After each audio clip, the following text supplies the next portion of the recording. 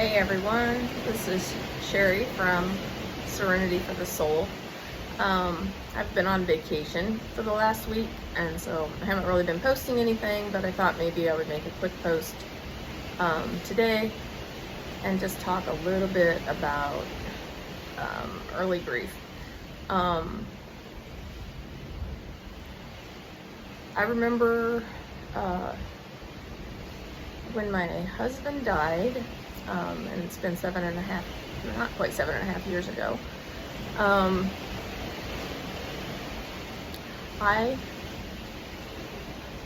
could not eat breakfast anymore. I could not eat in the morning. I would get sick or feel sick if I tried to. We used to go to breakfast every single morning, and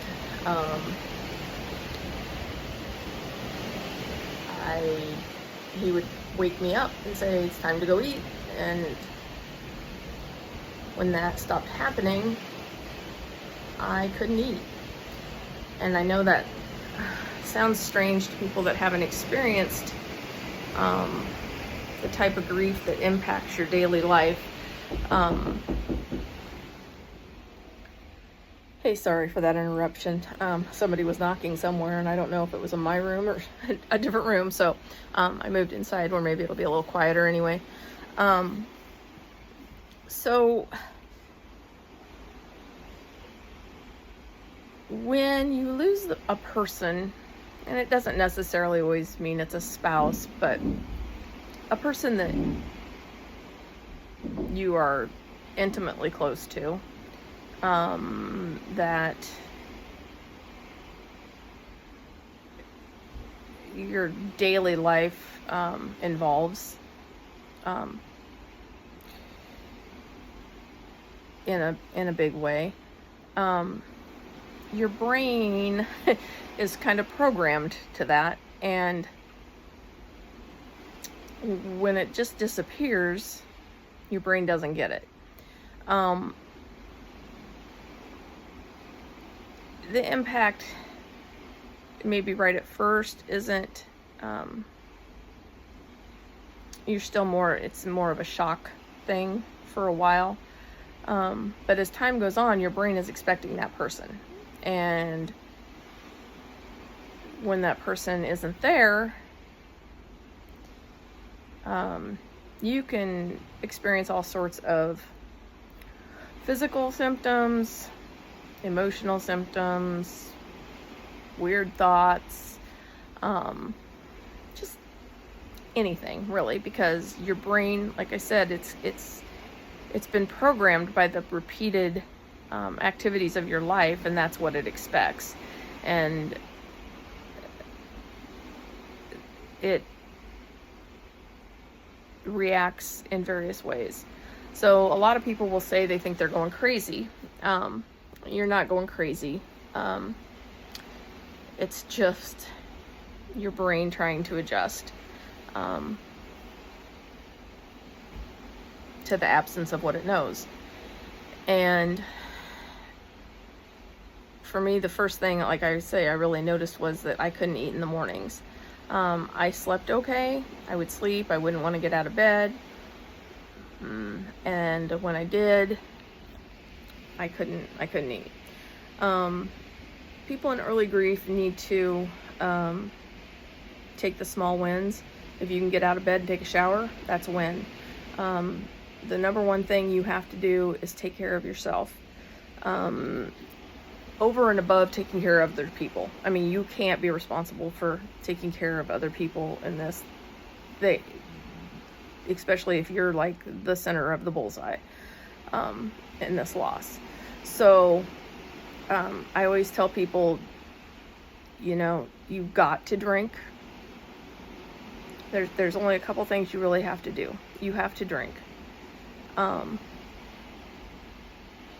have to drink water every single day, or keep yourself hydrated. I mean, that's the number one thing.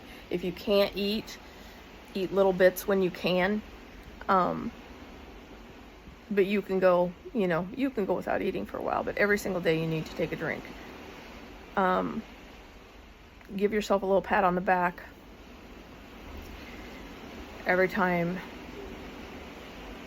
you do something to take care of yourself. I mean, there were days I made it to the couch and that was about it. And that was when I got out of bed.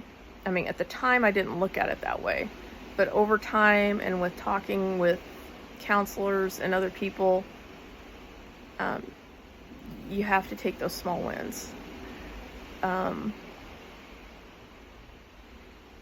You know, there's things in this life you have to deal with, whether you want to or not, as far as when something like this happens. So I know there's always paperwork and financial things and whatever, but you got to give yourself some grace. And if there's a day you just can't handle it, then that's what you say. Today is not the day I can do this.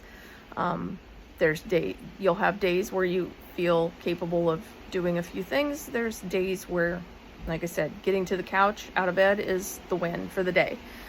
And that's okay. That's what you need that day, and that's okay.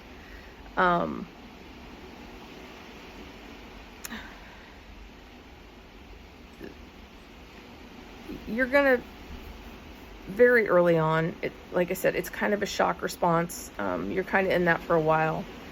Then they kind of define early grief as the first 2 years. I say it can vary for people. I would say mine was longer than that. And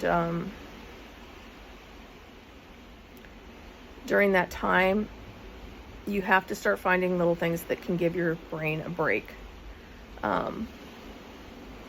Finding small things that you enjoy. Go get a pedicure. My channel is kind of going to be devoted to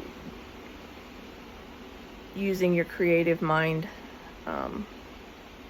for an hour, for a couple hours. In the beginning, I painted rocks.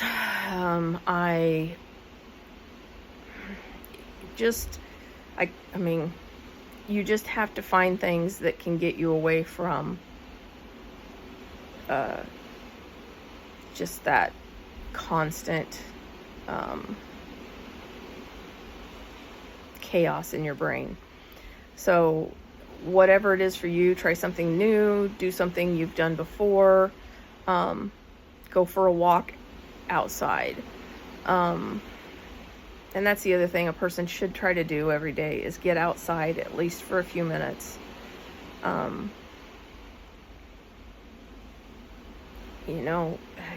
It's just, the sun shining on you is necessary.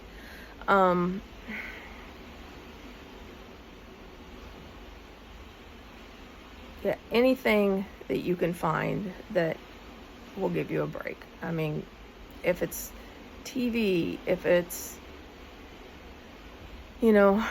shopping a little bit, which it probably isn't that, but it could be. Like I said, going for a walk, meeting a friend for lunch, anything to take your mind away from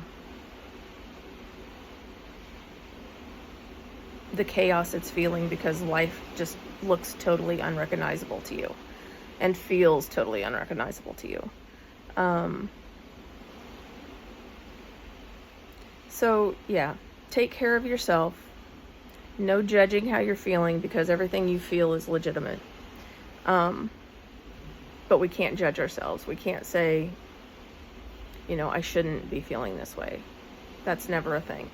If you're feeling it, you're feeling it for a reason. There are so many feelings that go through this process, and they're all legitimately need to be felt. Some of them are inaccurate feelings, but our brain, in its state of chaos, has to let that be a feeling.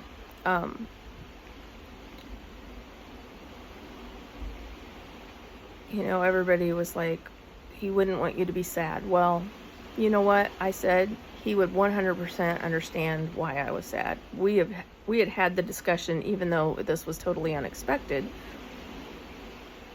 that we were just so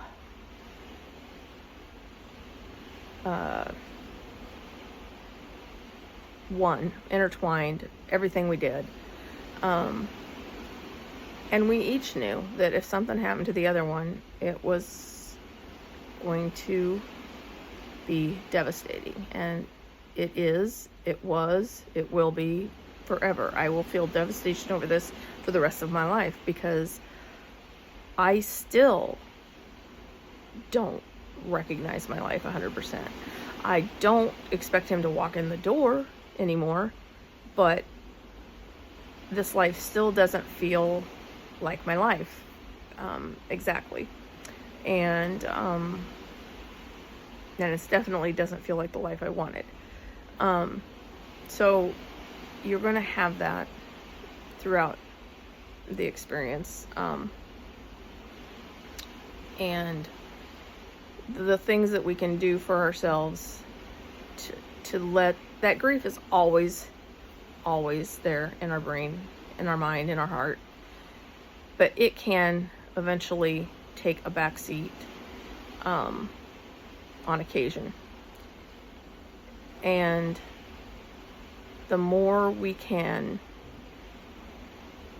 use our brains for other purposes,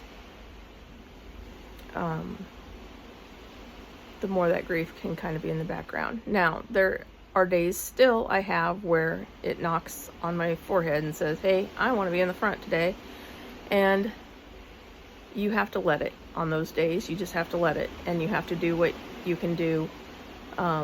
Those are days where sometimes I don't leave the house. I actually had one of those days kind of on the cruise. I just felt off all day. I wasn't sick, but I just didn't feel right. And I've learned to recognize it when it decides it's gonna knock in the front and say, hey, here I am again. I want attention today, and you give it the attention it wants. So I'm gonna sign off there. I'm not gonna edit these videos.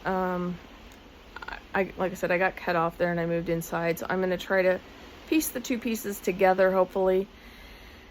And but it won't be edited because I'm on a ship without a computer, and I don't feel like taking the time to try to figure it out on my phone.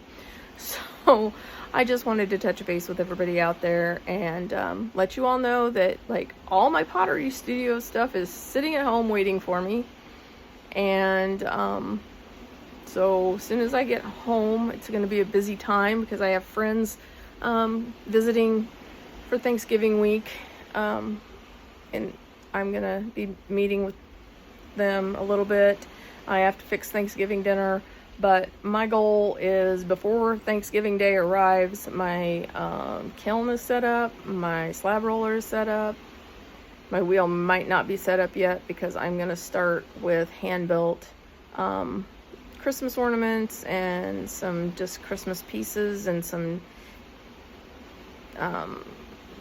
just generic pieces that might be able to be Christmas presents. But I want to get on it right away because some of those pieces, bigger pieces, are going to need time to dry before I can finish them. And I'm actually going to try to do a little local market on the 13th of December, so I'm going to have to get busy real quick. So there'll be more of that type of content coming. I'm going to be just sharing some of my creative things. I might share some Thanksgiving meal prep type stuff. So some cooking stuff. The gardening stuff's kind of done for the year at home. It's cold. I did bring some of my plants inside, and I will be like discussing planning for next year as the winter goes on. I may look to have a couple guests come in and do some different type of creative art projects before the end of the year. And so just stay tuned. There's going to be a lot happening. Every once in a while there's going to be some grief talk mixed in with the other stuff, and I hope it becomes helpful to people. Like I said, my goal for the channel eventually is, and for the pottery and the woodworking and things, is maybe to be able to earn a little bit of money that I can put towards letting newly grieving people in our community come and give their mind a break for a couple hours and make something that they can use in their life, or they can look at and be proud of themselves that they made it. And it gives their brain something else to concentrate on for an hour or two. So I will talk to you all when I am back in Iowa, and thanks for watching, and I'll talk to you all later.